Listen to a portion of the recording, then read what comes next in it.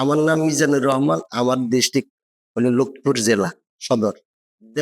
বিদেশে যাওয়ার প্ল্যান হলো এই দেশের বর্তমান আমরা এই দেশে চাকরি কইরা ধরেন এটা টাকা পয়সা অনেক কিছু কম স্যালারি দেয়। আমরা যদি বিদেশ যাইতে পারি তাহলে আমাদের দেশের যে আসবে রেমিটেন্স। মানে এই কারণে কাজের খোঁজে আমরা যাই বিদেশে।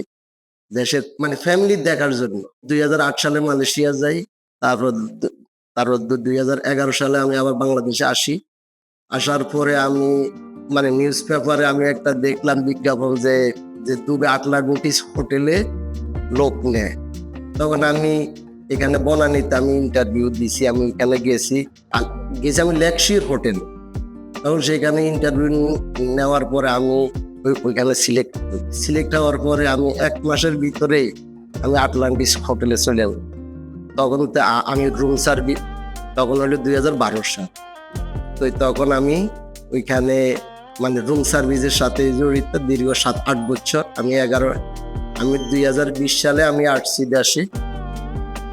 আমি এখন আসছি। এখন আমি বিভিন্ন জায়গায় ট্রেনিংও করাই। অনেকে আমার কাছে আসে। আমি দুবাই গেছি সম্পূর্ণ ফ্রি।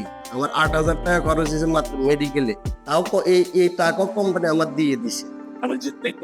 সব কোম্পানি আমার মাত্র ১ পয়সা খরচ হয় না। কিন্তু আমাদের এখানে যে মেডিকেল করাইছি যে হসপিটালে ওনারা আমার থেকে ৬,০০০ টাকা নিছে। আর ২,০০০ টাকা আমার আনুষঙ্গিক যাতায়াত খরচ। আমি বাংলাদেশে যখন আমি মালয়েশিয়া যাই তখন আমি প্রাথমিক একটা ট্রেনিং এর জন্য ধারণার জন্য আমি গুলশানে আমি বনানী একটা হোটেলে আমি এটা ৩ দিন ৪ দিনের একটা ট্রেনিং নিয়েছি। ৩ দিন ৫ দিন এরকম। আরো বিভিন্ন হোটেল সাইডে আমরা এফএমবি সাইডেরও তারপরে সব কিছুই আমাদেরকে এগুলো ট্রেনিং করছি। তারপরে আমরা ওই মানে ডেলিকেট আসবে ওই দিন আমরা গেছি। আর তারপর আমাদেরকে দেখে ওদের চয়েস হয়েছে। তখন আমরা মালয়েশিয়া গেলাম। যাওয়ার পরে হাউসকিপিং এ ছিলাম ৩ বছর। তারপরে চলে আসছি দেশে। আসার পরে তখন আবার পত্রিকায় দেখলাম যে দুবাই লোক নেয় ফ্রি। তখন আমাদের এক্সপিরিয়েন্স আছে। আমরা মানে অ্যাপ্লাই করছি। আমরা মালয়েশিয়াতে আপনি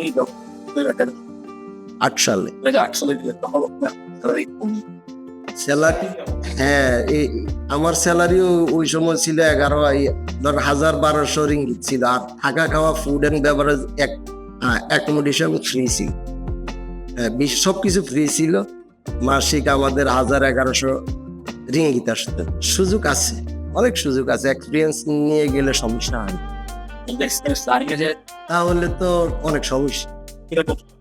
সমস্যাটা হলো এখন এক্সপিরিয়েন্স হইলে যে কোনো লোকে সবাই এখন এক্সপিরিয়েন্স ম্যান চায়। কারণ একজন লোককে নিলে শিখাইতে হবে, বলতে হবে, তার পিছনে শ্রম দেওয়া লাগবে। এরা বিদেশিরা এগুলো পছন্দ করে না। এত ইজি না। ওরা স্কিল লোক পছন্দ করে। ওরা আনস্কিল নিলে তখন দেশের আরো বদনাম।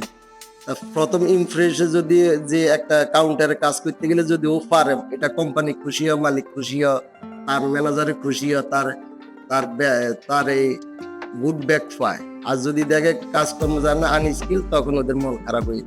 তাদের জন্য আমার মেসেজ হলো এখানে আমরা যারা বিদেশ যাব আমরা আগে মানে চিন্তা করবো যে আমরা কিসে যাব, কি কাজে যাব। সেই কাজের আমরা অভিজ্ঞতা নিতে হবে। আর কি বিদেশে গেলেও কাজের কোম্পানি এমন এক কোম্পানি নিচে এই কাজের বলে যে আপনি যাবেন হাউসকিপিং এ, না আপনি যাবেন ফুড অ্যান্ড বেভারেজে। কোম্পানির ইচ্ছা, কোম্পানি যদি বলে আপনি এই কাজ করেন, এই কাজ করতে হবে। এই কারণে সবাই এক্সপিরিয়েন্স নিয়ে যাওয়া উচিত। খালি একটা অনেকগুলো কাজকর্ম শিখে যাওয়া ভালো। যদি এটা না হয় আরেকটা কাজ, আরেকটা না হইলে আরেকটা। Thank you so much.